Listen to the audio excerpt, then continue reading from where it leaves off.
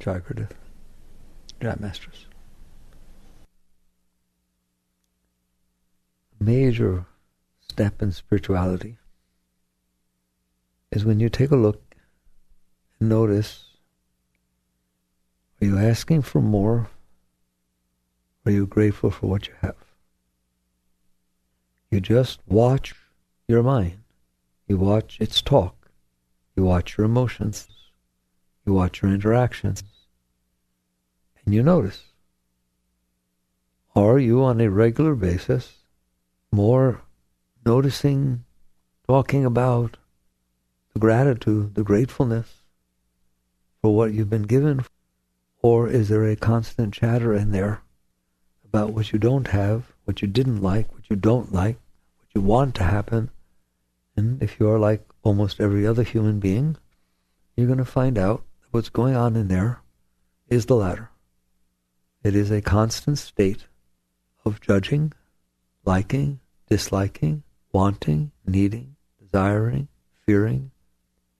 It's just basically what it's saying is, I'm not okay, and there are things I need to happen or not happen to make me better.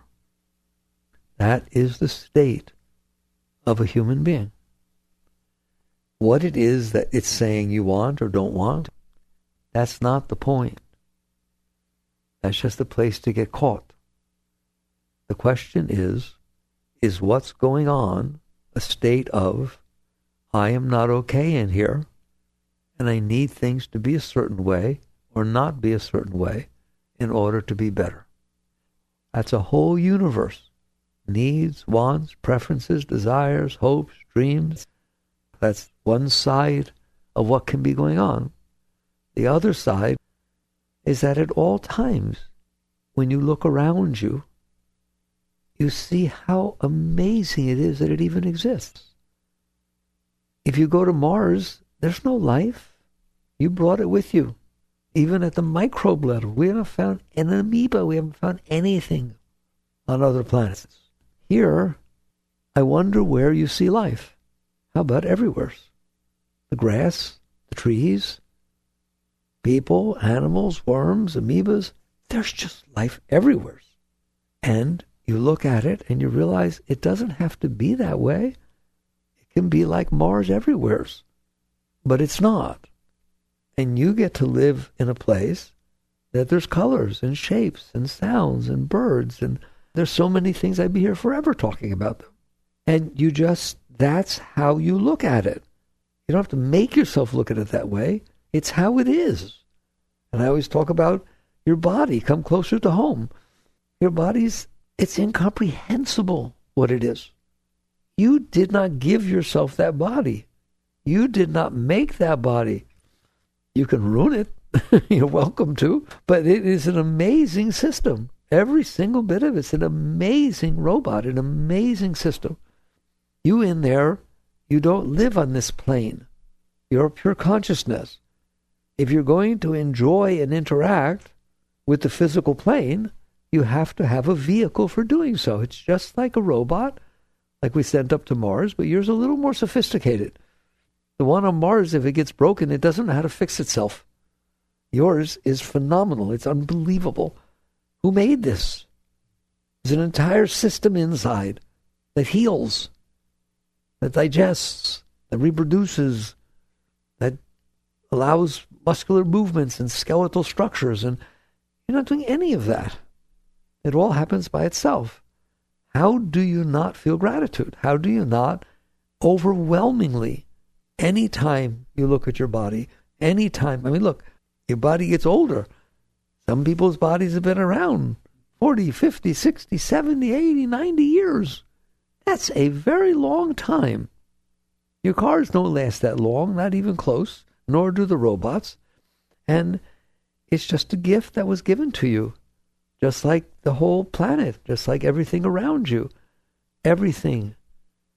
You will get to a point in your growth where the fact that you have a mind blows your mind. Nobody said you had to have a mind. Who gave you a mind? What gave you the ability to think? What gave you the ability to reason? What gave you the ability to create? You didn't do that. You wouldn't know how to do that. You're the recipient of that. And the same thing with your emotions. You have all these amazing love and gratitude and fear and everything, all these emotions. My view of the emotions, I realized a long time ago, is they are like the score in a movie, the music track. If you play a movie without that track, without the score, it's so boring. It's so dead. It has no oomph or richness to it. But because that music plays in the background, suspense or love or happiness or sadness, it gives richness to the movie. You have that going on inside of you. You have a score that the heart plays, that the emotions create this amazing experience of richness and depth. A being who's awake, that's how they look at their life. That's naturally what happens. If they have an emotion come up, they're amazed. What is that? Doesn't matter if it's a good one or a bad one. If somebody's playing the piano and they play a happy Rites of Spring or orchestra song, or they play a sadder thing, it's just amazing how it affects you. It's beautiful. It's the same thing with your emotions. A high being is a being who lives in gratitude. They live in gratitude. Are there things that happen that aren't the way they would like them to be? Of course there are. But that's not the fault of what's happening. That's their fault for having a way they want it to be. Who gave you the right to drop down into this amazing planet with all of these things going on automatically, including your body, your mind, your every single thing, and instead of appreciating and being blown away that it exists, you decide to make up how you want it to be and feel you have the right to do that. So this is that separation. If you look at yourself, at your mind and your emotions, your heart and your mind, do you see that they are constantly saying how you want it to be and how you don't want it to be, and getting upset if things are not the way you want them to be or they are the way you don't want them to be? Then you have to figure out what to do about it, and then you have to figure out everything, which is how all humans are. But there's an exception. There are exceptional human beings. They're great beings. They're not doing that. They're awake enough to be so blown away by the existence of things. Why is there a flower? Nobody said there had to be flowers, but there's all these flowers. Why are there mountains? Why are there rivers? Why is there an ocean? Why are there fish? You didn't do any of it. So a wise being has awakened to the point that gratitude takes over desire and need. That's all. They've trained themselves to look at things in a way that they feel appreciative, always, no matter what. And that they don't play the game of, I'll be okay if things are this way, and I won't be okay if things are that way. That's a terrible thing to tell your mind. Your mind is highly impressionable. If you tell your mind that you can only be okay if this or that happens, that's the way it will be.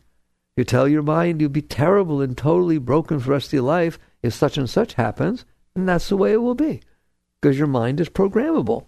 Just like the program you put in a computer, the computer behaves that way. You put a program in your mind creates a veil through which you look, and that's how you see the world. So a wise person wakes up and says, why am I doing that? Why am I doing that? I don't have to have things a certain way for me to be okay. I can be okay with the way things are. And then you start with, it's not even good enough to be okay. I can be grateful. I can be grateful. If you're dealing with someone who is not pleasant and you're not enjoying the experience, instead of judging it and wanting out and getting all upset, why don't you be appreciative that you can actually even know the person's there and can understand what they said, that your mind is smart enough, and you just start to develop this constant sense of appreciation. So a wise person wakes up and says, if it's Thanksgiving, that's what I should be doing. And it's always Thanksgiving. Every moment, I should be appreciative that the universe exists and that I get to exist on this beautiful, amazing planet with all these other people and animals and experiences, and I'm appreciative. That's all. That's your starting place. You wake up in the morning, your days are very simple. You wake up in the morning and you realize you don't know how you fell asleep, you don't know where the dreams came from, and you don't know why you woke up. because you're still there. So you're grateful that you woke up. If an alarm clock wakes you up or music wakes you up, you're grateful. You're grateful that that happened. It's an experience you got to have. You needed to get up, and somehow there's this thing called an alarm clock, and you're just grateful. Then you get out of bed, and you go do your morning things. Isn't it fun? And so you go there, and then you take a shower.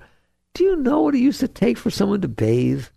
They used to have to sit in a wash bin, and they sit down, and somebody else would have to heat up some water into an urn or a vase, and they bring it over and pour it on top of your head.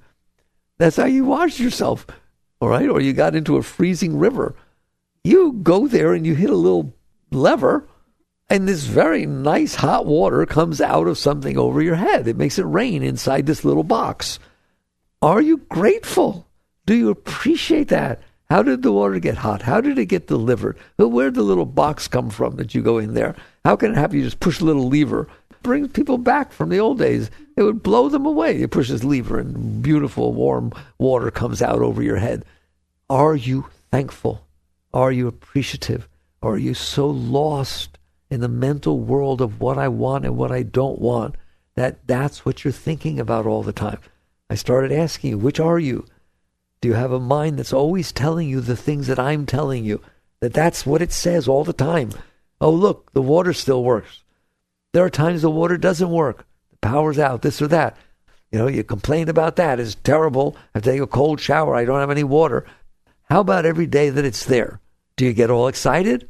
Do you say, wow, this is neat. There's water. Look, it worked today. I can push the lever and get all excited. That made your day. It made my day. If you can't take a shower and it doesn't work, it ruins your day. Why does it not make your day the other time? I'm trying to show you what it means to live a life of gratitude. Then you go and then you get food. What people used to have to do to get food? Oh, my God. He's just sitting there, refrigerated. You put it in a toaster and you put it in a pan. And it's like, whoa. You know how hard it was to make fire before? Try it sometime. Rub your sticks together, okay? And you don't even do anything. You don't even light a match. Just turn a little dial. Are you appreciative? Are you paying attention? This is what it means to work with yourself. Then you go there, you eat, you do your thing. You need to call somebody. Where'd you get a phone? What is a phone? You got to shout really loud. The person's in California. Hello. No, you don't do anything. Just imagine if you didn't have that. You would really not be in good shape. You couldn't communicate that way. But are you appreciative that you can? You get these little texts, beep, beep, beep, everything. Keep up with the whole world. Are you grateful? No, too many texts. I don't want to deal with this. I don't want to deal with this. There's no gratitude. There's a constant state of complaining. There's a constant state of, I have a way I want things to be, and they are not that way. Instead of a constant state of, it's amazing that things even exist. It's amazing that I'm given all of this. I don't deserve all this. My favorite, as I told you once before, you get in your car to go to work. You left the right amount of time to drive to work. You turn your ignition, and it doesn't start. How you doing? Oh, my God, I can't go to work. This is ridiculous. What's happening? What's wrong with the car? Fine. Have a problem. Let it ruin your day. I want to know this. How many times you get inside that car and you turn that thing and it just starts right up? Did it make your day? Did you feel appreciative? Did it blow your mind? I was a mechanic early in my life. I know what it takes to turn that little dial and have that whole mechanism of an internal combustion engine, to have all that happen, and then the thing to start, and for you to be able to drive. The fact that that car started, that took a lot of people to make it that way and make it good enough so that it lasts for years. That's tremendous effort and energy and all the knowledge that went into it. Do you have appreciation? And you go through your day. You go to work. That's pretty amazing. You have work to do. It challenges you. You can use your mind. You can use your heart. You can use your body. Whatever work you do. You're not bored. You get to do something. And you get to do it, and they actually pay you. And you can have things. Wow. It's not that you don't get to have things. You have the ability to have things. They're given to you. But I want more. I don't have enough money. A lot of people think they don't have enough money. Like almost everybody. It's hilarious. Almost everybody thinks they need more money. I need a raise. I need more money. I need this. I need that. As opposed to if you are a yogi or a yogini, you go to work because God gave you work to do. You're grateful to do it. It's like paying back. It's a way that you can offer thanks. It's a way of saying thank you. That's what your Dharma is. A way of saying thank you for all that you're given constantly. But the mind won't do that, because the mind says, I'm not giving anything. I don't get what I want. I wanted her to like me, and I wanted this new house, and it fell through, and I wanted this. That's all it thinks about, is what it doesn't get, or it had to get what it doesn't want, all these trials and tribulations. There's nothing. There's just giving. The universe is giving to you constantly, overtly, every level. It's incomprehensible if you dare to look at it. And then you're given work to do, which, one, it's good for you. It's healthy. It's good to work. You get to express yourself, get to interact with other people. And the main thing is you get to give something back. That's what your work is. The ability to give something back, to say thank you to the universe, which gives you everything, including the ability to give something back. That's how you look at it. And then you come home and you're amazed that you have a home to come home to. And you have quiet or another person. It doesn't matter. You get to have a life. It's given to you. It's not like get a life.